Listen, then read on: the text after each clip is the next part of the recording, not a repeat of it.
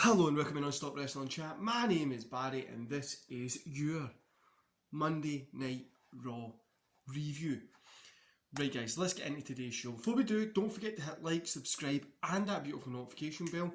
We're on that road to 100 subscribers and I can't wait to hit it. Obviously the big goal is 1,000, but once we hit 100 first, then we're just going to keep pushing guys. So hopefully we get to that and I hope you can help me get there.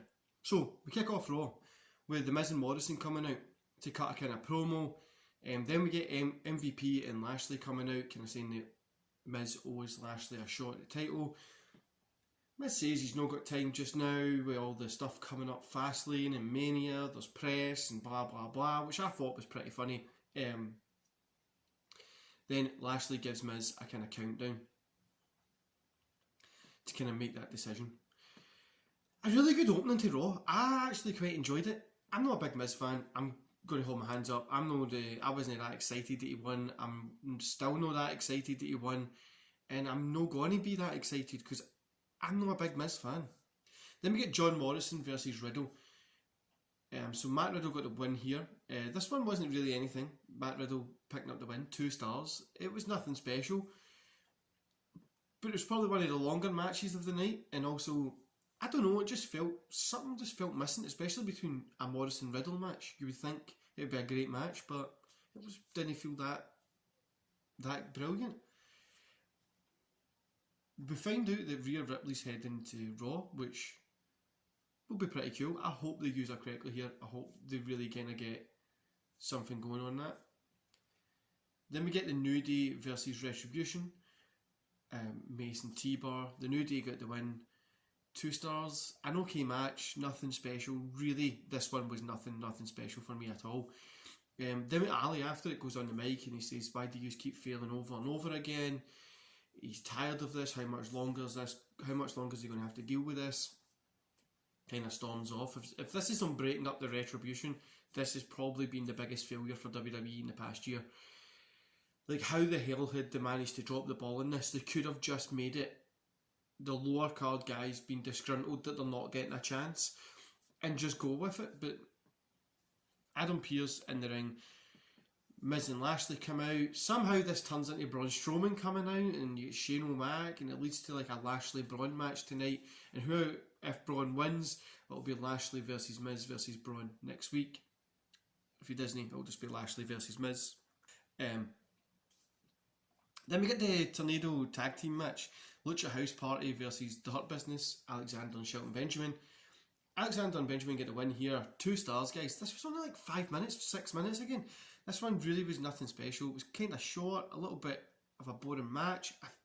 A little bit more time maybe would have done it justice, but they didn't really use that tornado tag thing to their advantage. Then we got Grazer versus Damian Priest. This one was pretty cool. I gave it a 2.5. The Bad Bunny stuff was quite stale. But the way they're using Damian Priest and the way they're putting him in there with a big man, like a big artist to get him over, I'm happy with. Now, I'm not sure if it's going to work, but I'm really happy with this. Then we get Orton kind of doing a promo, and then he splits up this kind of black stuff, which I thought was pretty cool. Charlotte and Ahsoka versus Nia Jax and Shayna Baszler. 2 stars here, nothing special. Baszler and Jax got the win. Yeah, nothing. Jeff Hardy versus Sheamus. Sheamus got the win here. 2.5. This one was surprisingly enjoyable. And again, this was another one of the longer matches on the show, but surprisingly enjoyable. Everything Sheamus is doing just now is really good. Jeff Hardy, he's just not been the same, and sometimes it can be hard watching him for the guys that remember him from the early 2000s and stuff when he was in his mid-20s to when he was in his mid kind of 30s, the early 30s. And then like 2010s, kind of stuff like that. I think he's still got a good couple of years left in him, but you just need to work him differently. This is a guy that I feel would really benefit from going to AEW and being put in that tag team with Matt Hardy and just let that grow. But he would benefit a lot from that. You know what I mean? Like bringing those guys back into somewhere like this would give just a little bit of legitimacy and also make Jeff Hardy grow a little bit different instead of from being what he is, because he's not really been used a lot, but well, he is being used a lot, but he's not really been they're not going to put the spotlight on him just because of all the stuff he's done in the past and stuff like that. But anyway, Sheamus looked good in this. Jeff Hardy looked okay, 2.5. Then we get Charlotte telling Rick just to go home. I don't know how many times we're going to get her kind of bullshitting at this guy, but then you got Naomi and Lana versus Dana Brooke and Mandy Rhodes. Winner Naomi and Lana. You know, I ain't even going to be mad at this one. They're using Lana and Naomi and stuff like that the way they want to.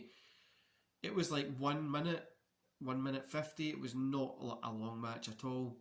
If it went longer, it probably wouldn't be good. If it went any shorter, it wasn't going to be good, so who really cares? Ricochet versus AJ Styles, 2.5, and again, this one was under 5 minutes. Well, they're no short for time. Why are they not giving these guys time to work? But AJ got the win here. I thought it was a cool match, and these two guys are good. They're going to put on fun matches. Do you know what I mean? Then we get Braun Strowman versus Bobby Lashley. Bobby Lashley got the win here. 2.5 stars. Short, under 5 minutes. Bobby Lashley looked like a monster, which was really cool to see. After it, The Miz tries to attack Lashley. Lashley sees it coming and hits him with a spear. Overall, 2.5 stars. A very lacklustre Raw. It really felt like there was just nothing there for me. Nothing for me to get into, nothing for me really to enjoy. The only thing that really worked on tonight's show was the Miz shit. I literally, I'm not a big Miz fan, but there's only reason to tune in, Miz and Bobby Lashley. And apart from that, nothing else really there. A couple of okay matches, nothing else. But I'm excited to see how the Miz and Lashley kind of feud plays out. Is it going to be like Miz turns up next week with a sore leg, so he can't defend the title, but he'll need, I'll be able to do it next week, just stuff like that to push into that fast lane, and Lashley eventually gets his hands on him. But I think there's something cool that can happen here, and I hope that Raw just kind of runs with it, lets it go. Like I said, guys, I'm not the biggest Miz fan.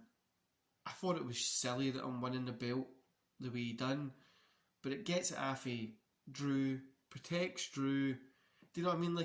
It wasn't as bad as what it seemed like, but everything else tonight was just, was not worth really watching, apart from that Bobby Lashley and the Miz stuff. That's really the only thing that counted. Anyway, guys, I hope you enjoy the rest of your day. Don't forget to subscribe, hit that wee notification bell, and also we've got a few podcasts coming. There's no podcast tonight. I've got a podcast tomorrow. I've got one recording tonight, and it will be up tomorrow. And then I might be taking a little bit of break from the podcasts. I don't know. It just depends. I think it'll be a couple of days break. Depends how many I can get kind of booked in and stuff like that. Anyway, guys, I hope you enjoy the rest of your day, and I'll see you back here tomorrow for Impact. See you later, guys.